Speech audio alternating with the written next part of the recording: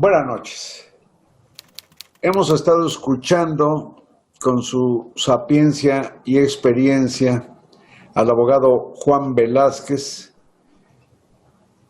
profesor, yo diría emérito, en las más altas instituciones educativas de las Fuerzas Armadas, tanto en la Marina Armada como en la Secretaría de la Defensa. Juan Velázquez, muchas gracias por dedicar tu tiempo a exprimir lo más que se pueda el caso del general de división, el general Salvador Cienfuegos, quien ha caído en desgracia y va a ser juzgado en el mismo tribunal que juzgó al Chapo Guzmán y donde será juzgado también el exsecretario Genaro García Luna. Gracias, buenas noches, Juan. Carlos, buenas noches.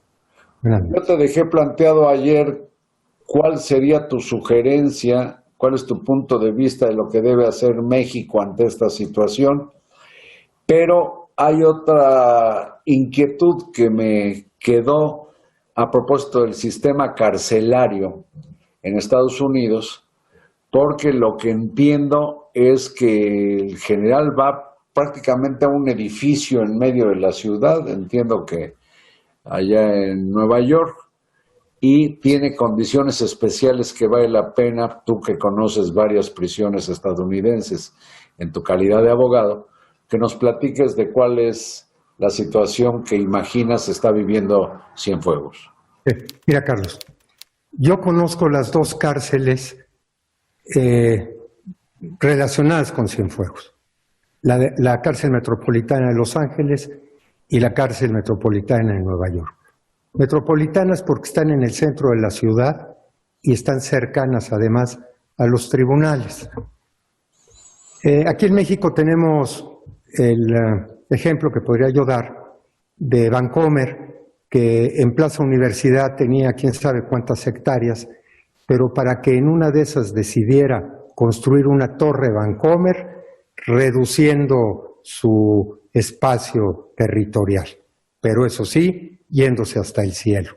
Lo mismo sucede allá. ¿Cómo podrían haber construido cárceles como las tradicionales que hay en los Estados Unidos de América, pero fuera de las ciudades, fuera de los centros, fuera de la metrópoli?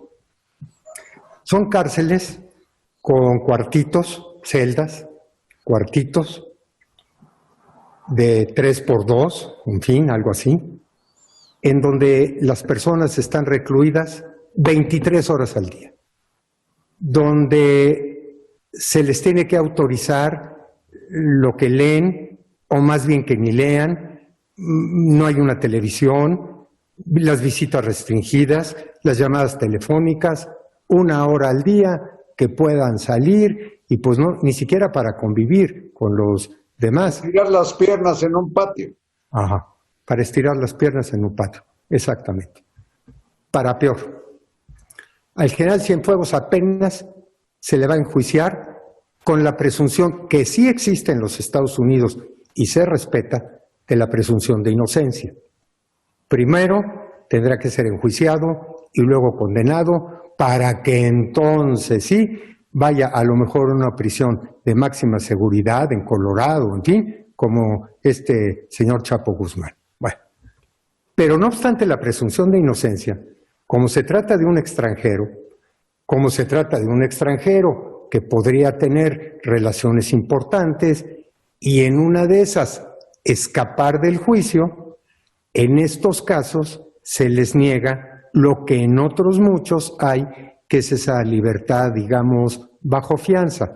Por ejemplo, en el caso del fraude más grande que ha habido en la historia de México bursátil, del señor Bernie Madoff, durante su juicio estuvo siempre en libertad, aunque luego se le condenó y se fue para siempre a una prisión. Eso en el caso del señor Cienfuegos no va a suceder. Entonces, ¿y su familia tendrá 1000 dificultades para visitarlo?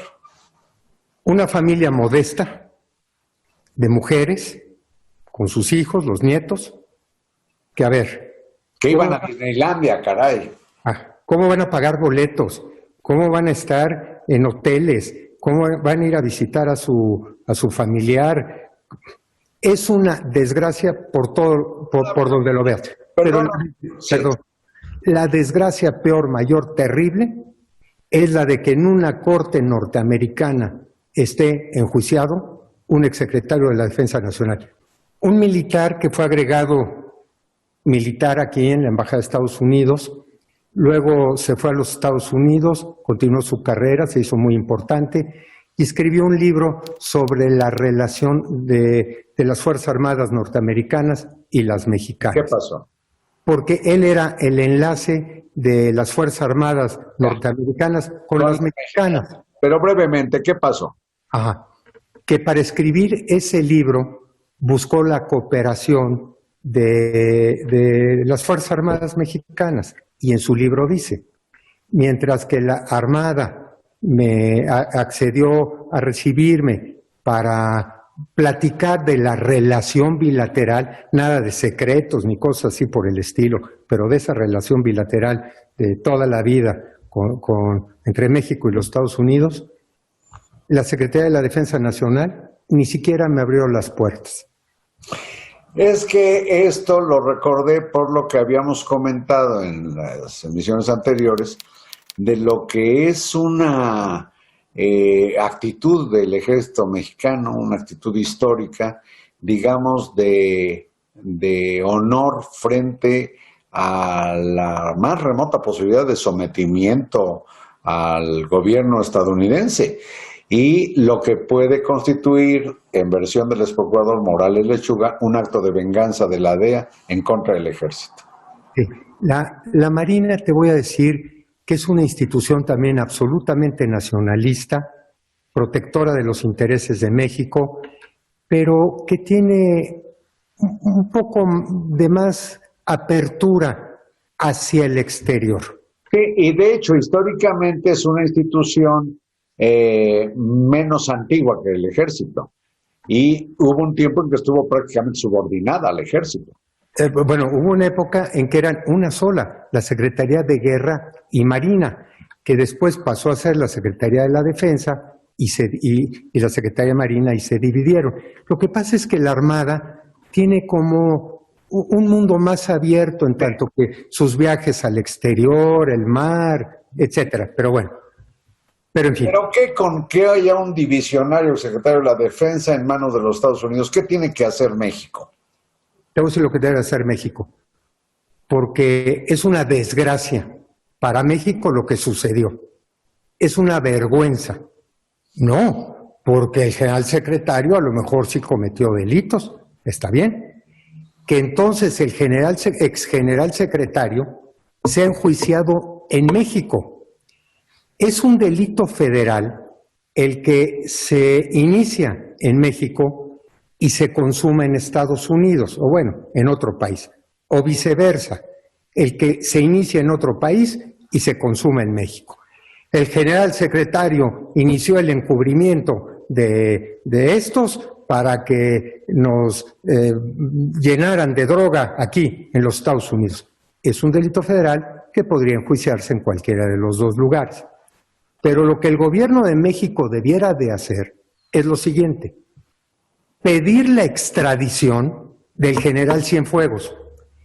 Que el general Cienfuegos, exsecretario de la Defensa Nacional, sea entregado a México para que en México lo enjuiciemos por esos delitos que se dice que se iniciaron aquí y se acabaron, se consumaron allá. No, porque espérame, ¿cómo te lo vamos a entregar para que en el fuero militar, en los tribunales de guerra, lo enjuicien y bueno, pues sus cuates, sus compañeros, lo absuelvan?